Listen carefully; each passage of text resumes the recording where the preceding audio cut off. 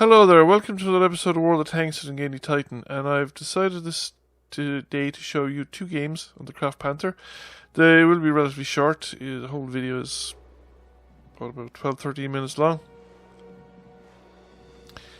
So the first is the Fjords map of Kraft Panther, and I like the Kraft Panther even though it is a difficult enough tank to do consistently well in it, although I have brought the damage standing up to 80 points. 80%, and I'm seriously thinking of looking at maybe the near future of having a go at putting a second mark on it. Why not? It's worth trying when you get it up to within 5%. Certainly if I can pull it up a bit higher, it would be definitely worth trying. It is difficult to be consistent with this tank though, because especially with myself, I tend to lose the run of myself a little bit and don't pay enough attention to what's going on around me. And the alpha is a little low, the rate of fire is a little low, and the aim time is on the long side. Now the thing about this tank is that the better the crew, actually, the more effective this tank is. It's a decent enough crew trainer, and you will perform reasonably well in it with low quality crews. And I wouldn't have exactly the optimal crew in it at the moment. I'm sort of training up a crew. I have the crew that were in my Panther 2 looks, so I'm going to do the looks line as part of the next grind. So it would be the looks up to the German light tanks, the Leopards, on one side, and then probably the Poles and the Czechs as the other two lines, because I like to have at least 3 lines going simultaneously, and I kind of focus on one and then the other, so just keep them all in sync.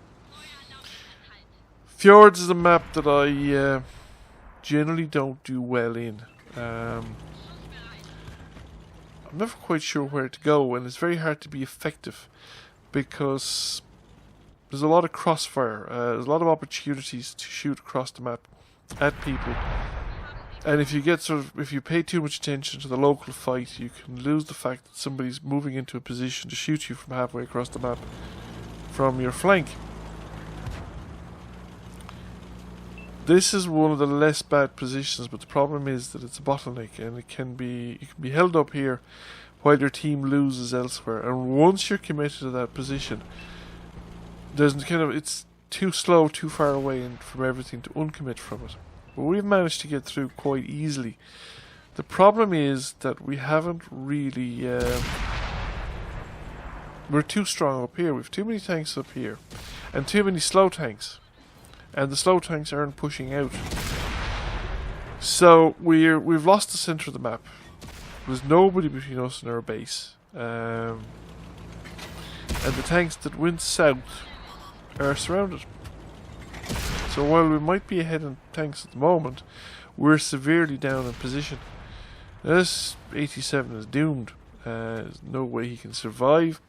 And once the IKV 90 didn't survive either, he shouldn't have really sat in front of an 87 trading shots with him, although, it helped me. The Hummel is just too tempting to ignore, even though I'm getting shot from the centre of the map. However, I need to start putting fire on the tanks in the centre of the map so as to release the 2 tanks to the north so they can come out, because we need to clear out the centre of the map. We need to get this position unlocked, so to speak, and we need to do it quickly while we still have tanks. Now, that was a KV2. I cannot afford. I was very lucky. Splash damage into the tracks. If that had been a direct hit, it would probably be curtains. However, we've already lost, without down, 3 tanks, and the situation is looking particularly grim. Guy up in the cap circle has decided to turn around, or the guy up in A9, A8, has decided to turn around and head back towards the cap circle, which I think is a complete waste of time at this point. If the enemy were going to cap, they'd have capped, and they'd have won by capping by now.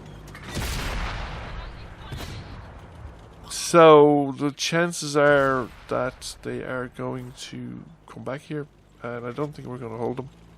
So it's really at this point a matter of trying to extract as much damage as we can from a defeat. I don't think there's any way we're going to win this fight, but we would do better in terms of damage if we were all together. And I do think that when you're down in...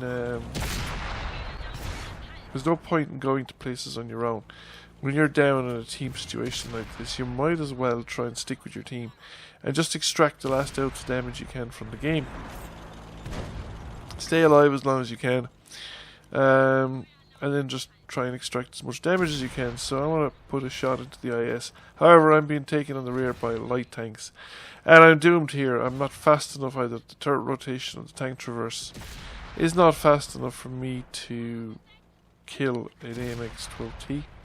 I thought it was a 1357 actually from the previous look through, but it's a 12T if he's a full clip. And the other yoke's another AMX something or other. It's another one of those French autoloader jobbies, and in either case they're going to have too much ammunition, and it's relatively easy to penetrate the Kraft Panther, and the game is over.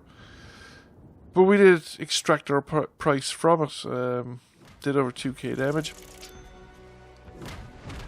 Didn't get a whole lot of assisted damage because we were kind of on our own the whole time. I think I was the one providing assistance damage to others rather than being the one doing assistance damage. It became number one by experience, and with 2k, I mean with 2k damage on a winning battle you could get a first class mastery in this tank. I have done so. In fact, I considered such a game, but I thought it was a rather dull game. The next map that we're on is El Alamein. This is Team Destruction mode, and I have not played Team Destruction mode that often, but I might reckon the best route is up along the ridge lines. Up here, the 1, 2, 3 line. The centre of the map is going to be more or less useless. That whole area from F4 over to F8 and down to J, the J line, is just open territory. The enemy are going to make it to the ridge lines before we do. And there's just no way you get across it. You might, if you're a bunch of fast tanks, might make it across the K row all the way over to K9 and then maybe be able to come up. But they'd be isolated from the rest of the team. And it would depend on what they ran into. Because the enemy team is likely to hit the bottom of that track before they do. However, I suppose the enemy will know the spawn location and they will head and drift in our direction. So, we've come up onto the ridgeline there, but this is not a suitable tank for fighting on that particular ridgeline. And the stuff we're up against is likely to be better at it. A couple of problems with the Kraft Panther, as I was saying, is that it has a long aim time and relatively low alpha and a relatively low rate of fire. It's not terrible, but you need to make every shot count. Because you actually have quite a lot of hit points relative to your alpha, so you need to do quite a bit of damage. 8 or 9 penetrating shots before you can actually get your hit points worth of damage. Now, it was really nice the T-43 decided to reverse out. That's a tank that you do not want to be reversing a long distance in.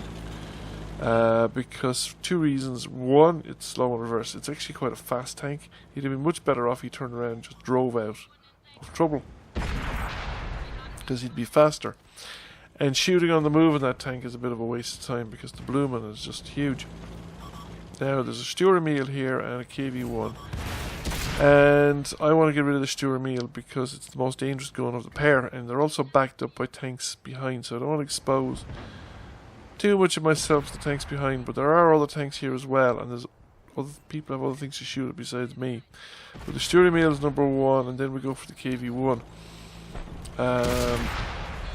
I can put the KV-1 between myself and the guys in the ridgeline, so the KV-1 can act as some extra armour. And I think the KV-1 actually took a hit there from its allies. Gun mantle is just very strong. I don't have the gun depression to get down into the body of the tank, but the turret cheeks are easily penetratable. They're a small enough target, but they're easily penetratable, especially with a gun like the one on the Kraft Panther. The OI could probably finish me. The heavy tank was just exposed on the ridgeline, and so was the tank destroyer. And has taken severe punishment. Has been forced off the ridgeline. The enemy team has more or less collapsed. Now, what I don't need to push the OI.